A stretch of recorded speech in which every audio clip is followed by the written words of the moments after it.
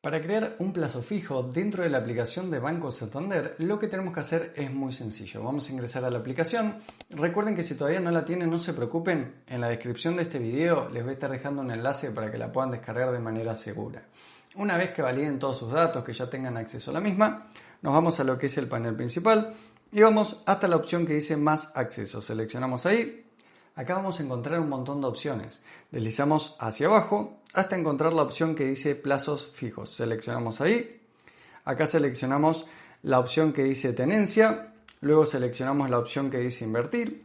Acá seleccionamos la opción que dice pesos. Y acá la aplicación nos va a decir, según la cantidad de días, la tasa de interés anual que está pagando. En este caso son todas 16%, está pagando lo mismo, pero puede variar según el banco. Una vez que sabemos eso, nos dice que el monto mínimo a invertir es de 500 pesos y luego nos dice que el plazo mínimo es de 30 días. Seleccionamos donde dice constituir y acá lo que vamos a hacer es elegir la cantidad de días, 30, 60, 90 días. En este caso, a modo de ejemplo, puse 30 días. Luego en la parte inferior seleccioné el monto que yo quiero invertir.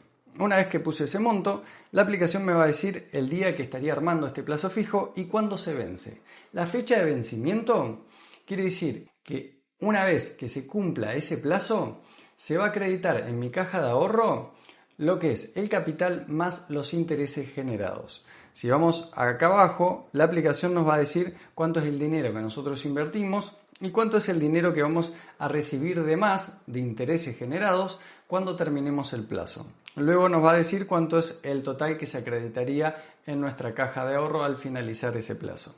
Seleccionamos donde dice continuar. Una vez que hacemos eso, acá tenemos que revisar que sea el monto que queríamos invertir, que sea la cantidad de días que queríamos armar nuestro plazo. Y si está todo correcto, seleccionamos donde dice acepto los términos y condiciones. Seleccionamos donde dice confirmar y ya creamos nuestro primer plazo fijo dentro de esta aplicación. Otra cosa que les quería aclarar, y es muy importante, es que cuando nosotros seleccionamos un plazo, tenemos que respetarlo. Si nosotros seleccionamos 30, 60, 90 días, hasta que no se cumpla esa cantidad de días, no vamos a poder retirar nuestro dinero.